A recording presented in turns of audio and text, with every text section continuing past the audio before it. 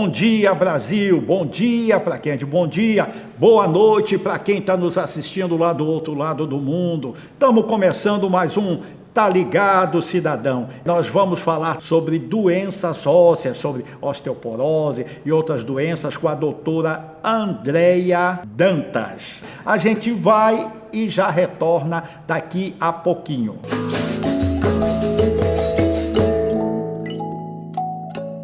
Atenção, trabalhadores em condomínios. Seja associado ao CIEEC e tenha à disposição de você e de seus dependentes o melhor atendimento médico em 2 clínicas próprias, com 25 especialidades médicas, além de atendimento jurídico e um clube de campo para você e sua família desfrutarem os melhores dias de lazer. Ligue para o CIEEC 3048-8100 e associe-se. Presidente Rinaldo Júnior.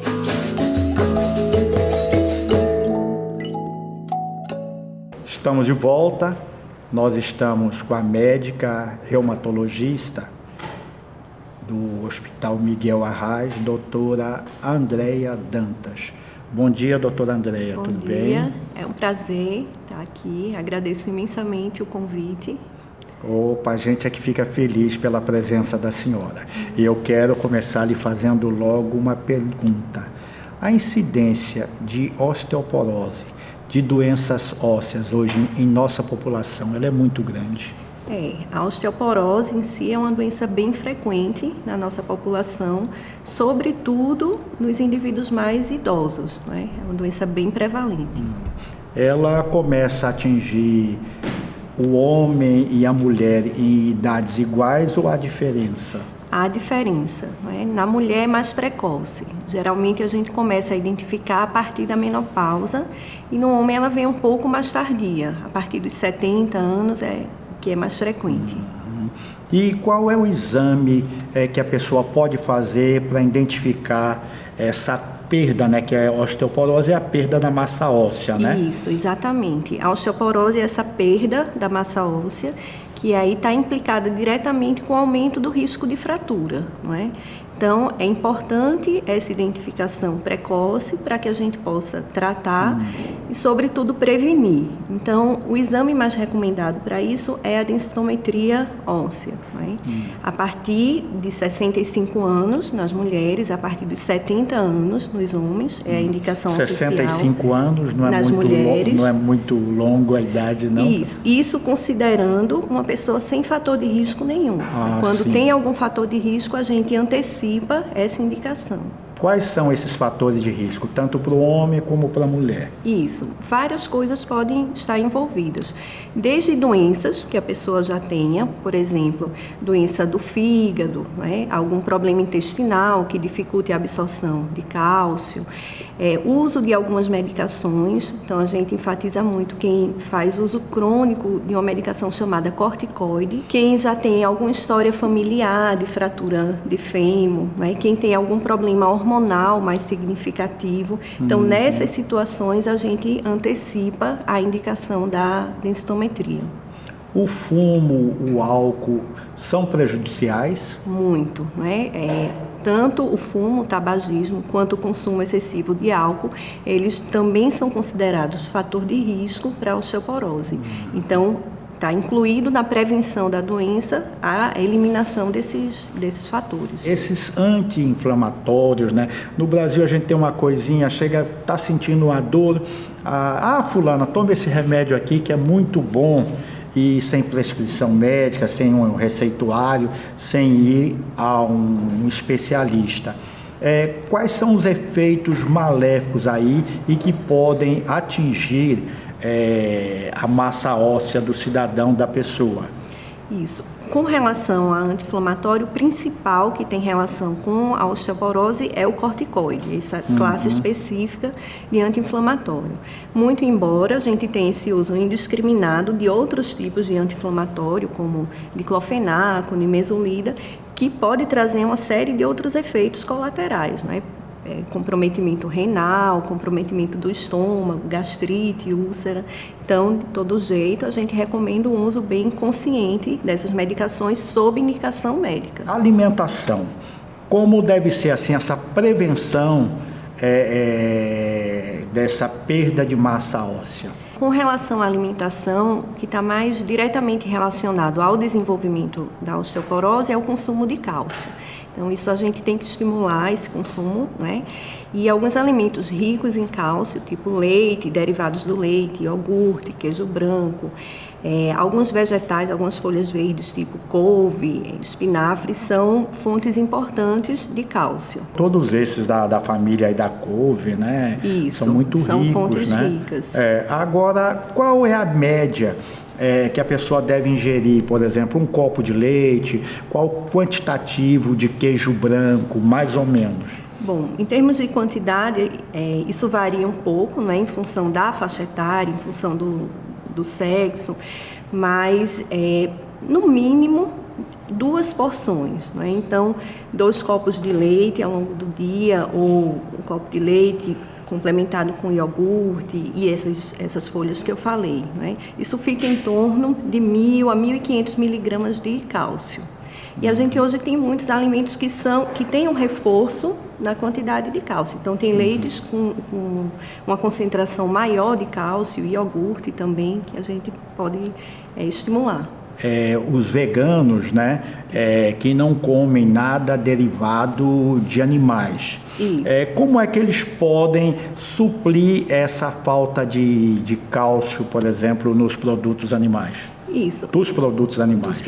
Mas a gente tem essas outras opções de vegetais, não é? De couve, de espinafre, e nos casos mais extremos, em que não se consegue atingir essa cota mínima, a gente pode suplementar em forma de comprimido mesmo. Então, também existe essa opção. São viáveis esses comprimidos? São bem acessíveis. Assim, o que a gente não recomenda também é o uso indiscriminado, porque às vezes você vai numa farmácia e tem lá uma pessoa já oferecendo para todo mundo, né? A gente tenta selecionar os casos que realmente precisam dessa suplementação a partir de comprimido. Agora, para quem fez ou faz quimioterapia? Sim, algumas quimioterapias também aumentam esse risco de osteoporose, né, dependendo da medicação utilizada. Então, nesses casos também a gente tem que ter essa atenção maior para a prevenção e identificar os casos precoces e instituir o tratamento. E eles devem reforçar mais a alimentação? A alimentação, com certeza, né? E lembrando que uma vez dado o diagnóstico de osteoporose, o tratamento vai além do cálcio e da vitamina D, né? Então, existem medicações específicas para o tratamento da osteoporose, que aí a gente indica quando realmente já tem o diagnóstico. O caso aí da fratura de fêmur. Sim. Isso eu queria que a senhora conversasse um pouquinho com a gente, então, falasse um pouquinho. O que é importante ressaltar, a osteoporose, a gente diz que é uma doença silenciosa, né? Ela, na verdade, não provoca nenhum sintoma, né? Não provoca dor, ao contrário do que muita gente pensa, mas a principal complicação é aumentar o risco de fratura. E essas fraturas, quando acontecem, elas são mais comuns no colo do fêmur e fratura vertebral também, aí sim gerando dor, gerando incapacidade. Então, é uma complicação que acontece mais frequentemente nos idosos e que está associado a complicações posteriores muitas, né? E há necessidade de um tratamento cirúrgico quando tem uma fratura de fêmur, e aí muitas vezes aquela pessoa precisa passar mais tempo internada, passando mais tempo internada aumenta o risco de infecção, então vira uma bola de neve. Então o que é importante ressaltar é que, apesar de não ter sintoma na sua fase inicial, pode ter esse tipo de complicação, a fratura, e aí gerar uma série de complicações posteriores. De outros elementos, Isso. Né? Daí a importância da gente tratar. Há uma controvérsia entre alguns dermatologistas e reumatologistas com relação à utilização da vitamina D, da energia do sol. Isso. Bom, então outro aspecto bem importante com relação à osteoporose é a gente manter níveis adequados de vitamina D. E na prática, a principal fonte de vitamina D é a produção pela nossa pele mesmo, né? E essa produção ela é estimulada pela exposição ao sol. Então, por isso que quando a gente vai ver recomendações com relação à osteoporose, recomenda-se essa exposição ao sol. Quanto maior a intensidade do sol, teoricamente maior seria essa produção de vitamina D. Por outro lado, a gente tem as complicações associadas à exposição ao sol, não é? As complicações dermatológicas, principalmente, levando ao câncer de pele. Então, a gente, na verdade, não recomenda que faça essa exposição de meio-dia ou próximo, nesse horário mais intenso. Mesmo sendo pouquinho tempo? Mesmo sendo pouquinho, porque o tempo muito pouquinho também não vai ser suficiente para estimular a produção. O que a gente tem percebido, e aí tem vários estudos que mostram isso, é que mesmo em regiões com uma grande exposição ao sol, como é o caso de Recife, a prevalência de deficiência de vitamina D é muito alta, que a gente não esperaria na nossa cidade tão bem servida pelo sol. E aí, nesses casos, o que a gente vem recomendando mesmo é a suplementação de vitamina D, né? Nesses casos em que a gente identifica a deficiência, mais do que recomendar essa exposição ao sol nesse horário mais inconveniente. Doutora Andréia, eu quero agradecer sua presença, muitíssimo obrigado, e quero que a senhora fique à disposição aí para mais alguma colocação, algo que a gente tenha esquecido de comentar. Eu que agradeço o convite, foi realmente uma honra participar. E aí acho que a mensagem que a gente queria passar era essa, né? Chamando a atenção para o dia de conscientização da osteoporose, que foi agora no dia 20, e chamando a atenção para as medidas preventivas, né? A importância de se iniciar essa prevenção na infância, sob a forma de uma alimentação correta, de um estímulo à atividade física, a manutenção de um estilo de vida saudável ao longo de toda a vida, não é? E a identificação precoce dos casos para que a gente não precise lidar com as complicações, que são as fraturas. E quem tiver um idoso em casa, ou mesmo quem tem a idade já mais madura ou não, evitar tapetes, evitar muitos móveis nos locais de circulação. Isso. Né? É outra medida que a gente precisa instituir nos casos de osteoporose, que é diminuir esse risco de quedas. Então, muito bem lembrado, né? Móveis pequenos, tapetes, né? Tudo que possa levar a uma queda, né? Deve ser corrigido. Ok, muito obrigado a senhora. Obrigada também. Um bom dia, e a gente espera que possamos aí, com essa nossa conversa, contribuir para diminuir o índice da doença aqui em nosso estado.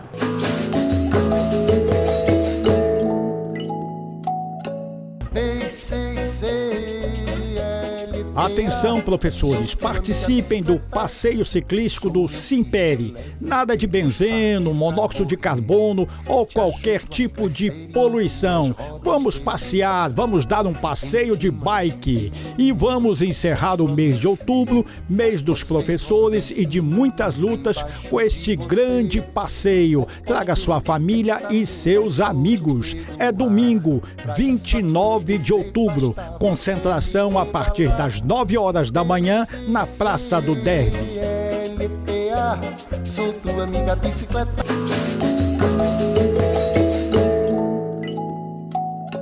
Estamos de volta e nós vamos falar sobre algo que interessa muitíssimo a você: o transporte público no Brasil. Eu estou com Varlindo Nascimento, ele que é diretor de Pesquisa e Tecnologia do Sindicato dos Metroviários de Pernambuco. Bom dia, Varlindo, tudo bem? Bom dia, Ivan. Bom dia a todos os trabalhadores e trabalhadoras que acompanham a cada domingo o programa Tá Ligado Cidadão. Varlindo, o governo federal tem feito um verdadeiro desmonte do serviço público no Brasil, em todas as áreas: saúde, transporte, educação. Como anda a situação do metrô hoje aqui em Pernambuco? Pois bem, Ivan, eu acho que fica claro para qualquer pessoa da sociedade hoje em dia a condição em que o sistema de metrô do Recife opera, né? Toda semana nós vemos notícias corriqueiras de assaltos, sujeira no sistema, a falta de qualidade na prestação do serviço. Infelizmente, nós como trabalhadores, nós somos vítimas de um processo de desmonte também. Quando a população muitas vezes canaliza toda essa condição em que ela está submetida no seu cotidiano em relação à operação do sistema, nós trabalhadores também somos vítimas de toda essa problemática, né? Por falta de condições de trabalho, falta de material de reposição, para que o serviço seja prestado da maneira adequada, da maneira que nós entendemos que deveria ser e que nós, enquanto trabalhadores, nos esforçamos nesse sentido.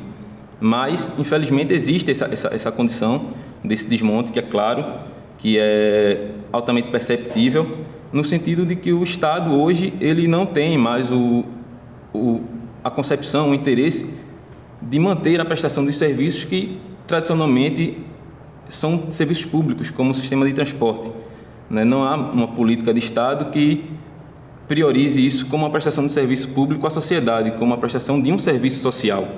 O que a gente vê muito hoje quando a gente visita a CBTU são vários trens, vários vagões hoje encostados, sem manutenção, com defeito mecânico, e isso passa pela falta de recursos, pelo sucateamento.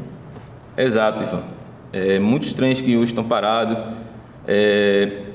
a própria operação do sistema em si, quando muitas vezes nós percebemos que o trem está mais lento, que ele para de pontos em pontos, quando não deveria parar, tudo isso é uma consequência da falta de recursos que deveriam ser canalizados na compra de materiais e, consequentemente, no aperfeiçoamento do serviço, né, da condição da própria manutenção. Você não vê aí uma contradição, porque privatizaram o metrô no Rio de Janeiro.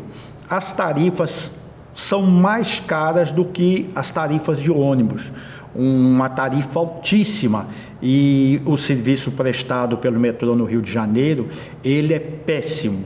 E aqui, no entanto, nós temos aqui uma tarifa com menos metade do valor da tarifa de ônibus mais barata, e não há uma valorização por parte do governo, dos órgãos públicos desse transporte, né?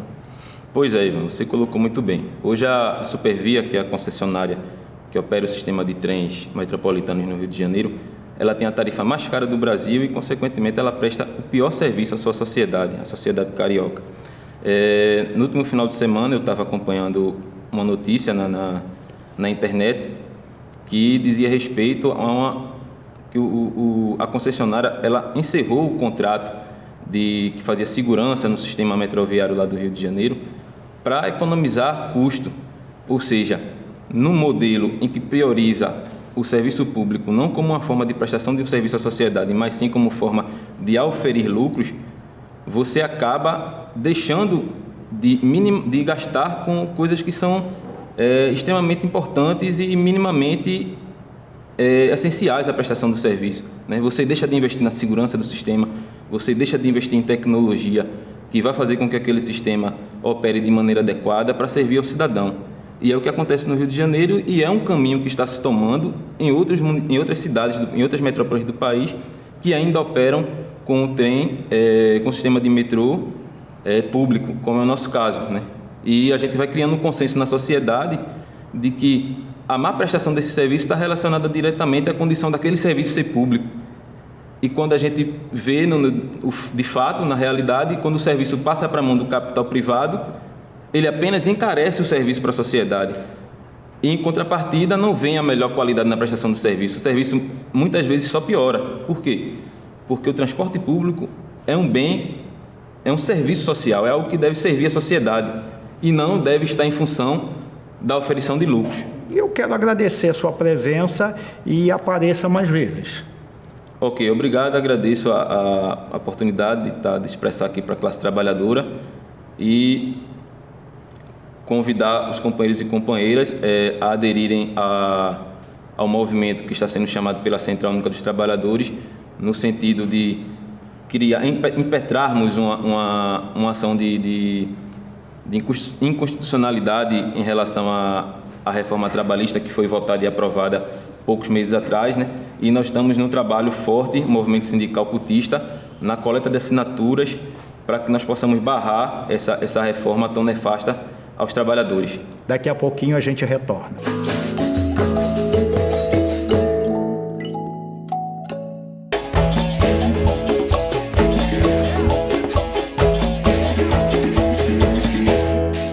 Metalúrgicos de Pernambuco, na luta contra as reformas de Temer. Nossa campanha salarial, de fato, do polo automotivo de Goiânia, que a gente leva a referência a Jeep Fiat, ele começou na quarta-feira, no dia 25, e já avançamos em alguns pontos lá, para que podemos, de fato, levar a notícia para o trabalhador.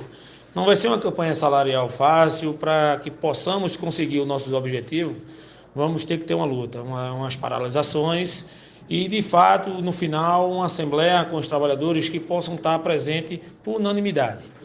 E daí a gente tem alguns pontos que a gente vê viável para tentar ir para a luta, que primeiro a gente está pedindo um reajuste de 10%. Nós estamos pedindo um piso inicial de 1.450. Por que o piso inicial de 1.450? Porque Campo Largo e Betim, ele tem esse valor mais ou menos inicial. A gente tem a participação nos lucros e resultados que a gente não vai abrir mão para ter ainda esse ano.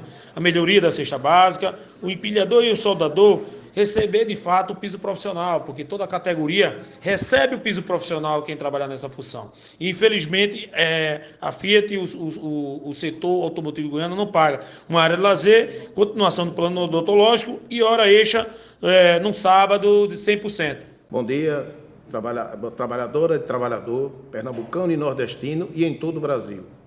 Meu nome é José Holanda, eu sou diretor dos Sindicatos Urbanitários de Pernambuco e sou também funcionário da Chess.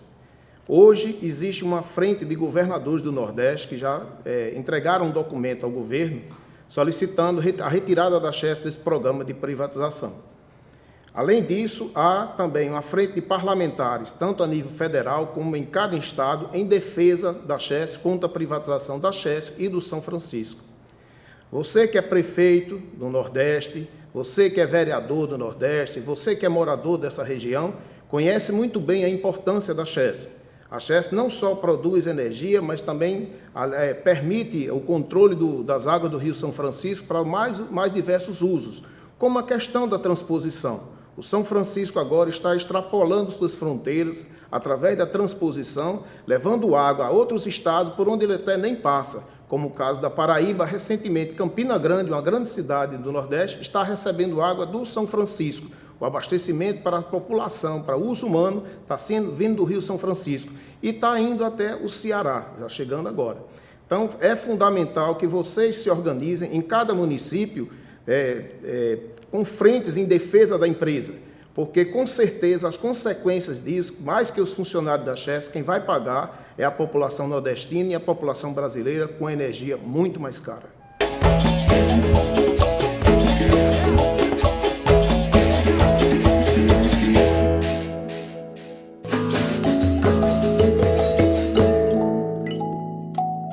Estamos de volta. Eu vou conversar com o presidente do Clube de Engenharia de Pernambuco, Alexandre Santos. Bom dia, Alexandre, tudo bem? Bom dia, é sempre muito bom voltar a conversar com você. Sempre tema muito interessante, sempre, né? Muito obrigado. Mas, Alexandre, a gente está vendo aqui nas cidades pernambucanas algo assim muito perigoso, que são quedas de marquises, né? Há poucos dias, aí há um tempo pequeno aí atrás, a gente teve a queda de uma marquise no centro do Recife, de uma grande loja de departamentos, né? Inclusive ferindo uma pessoa. E isso se deve a quê? A negligência, a falta de fiscalização? O que é que leva a esses casos tão graves? Na realidade, o que existe é que há uma falta da cultura da manutenção. Existe em Pernambuco uma lei, e uma lei esquisita, né? Porque a lei ela foi sancionada em parte, ainda pelo governador Eduardo Campos, que estabeleceu a vistoria periódica dos edifícios caixão.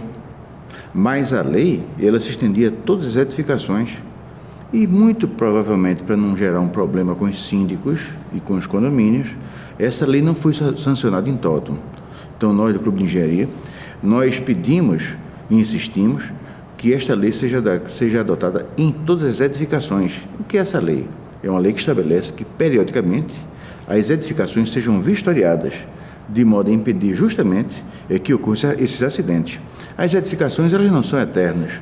Os engenheiros as constroem e elas têm que passar como qualquer coisa, né? Quando um carro, a gente tem que fazer uma manutenção periódica, né? Então, a edificação deveria seguir o mesmo propósito. Acontece que, por uma razão, primeiro, falta de obrigação, e depois, por razões de natureza econômica, os proprietários não fazem as manutenções. Então, nós estamos muito preocupados e alertamos a população que, onde houver uma marquise, tome muito cuidado, porque não seria muito estranho se houvesse um desabamento e viesse a ferir alguém. Inclusive, nós recebemos umas fotos, né, de um prédio em Olinda, na Rua do Sol. É um prédio centenário, e então esses prédios têm aquelas sacadas, né, que dizem que é estilo mourisco, e está desabando, assim, está todo rachado, e pode trazer assim consequências gravíssimas ali de um acidente de proporções grandes, né, em cima de um carro, de um ônibus, ou de pessoas, ou de até crianças que vão ali para as escolas. E isso é péssimo, né? E ninguém toma providência, né? Exatamente. Esse tipo de situação ocorre não apenas no Recife e em Olinda, ocorre em toda a cidade do Brasil. Naturalmente, quando as pessoas sentirem algum tipo de risco, deve avisar imediatamente a Defesa Social. Né? Defesa Civil. Civil, exatamente. Né? Os municípios têm, e então o Corpo de Bombeiros. O fato é que o ruim é deixar acontecer para depois reclamar.